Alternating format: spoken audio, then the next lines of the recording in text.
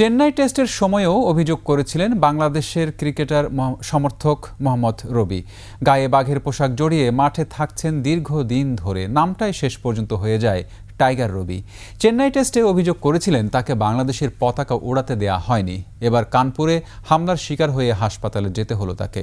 Parvez খোকনের report. কানপুরে বাংলাদেশের টেস্টে যথারীতি উপস্থিত ছিলেন টাইগার রবি।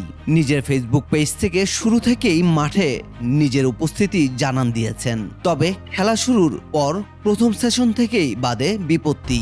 স্টেডিয়ামের ভেতরেই ভারতীয় সমর্থকদের হামলার শিকার হন তিনি। কানপুর টেস্টের প্রথম দিন মধ্যাহ্ন বিরতির সময় বৃষ্টি শুরু হয়। সে সময় টাইগার রবি গ্যালারির ভেতরের অংশে চলে যান। সেখানে স্থানীয় কিছু সমর্থকদের সঙ্গে কথা কাটাকাটি থেকে হাতাহাতি হয়েছে বলে অভিযোগ করেন তিনি। একমাত্র ওয়ালটন এসি দিচ্ছে 1 বছরের রিপ্লেসমেন্ট গ্যারান্টি।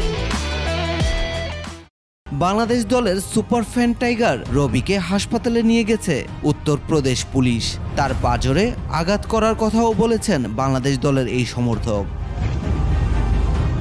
এর আগে চেন্নাইয়ে দুই দলের প্রথম টেস্টেও তাকে ভারতীয় সমর্থকেরা হেনস্থা করেছিল বলে অভিযোগ করেছিলেন রবি।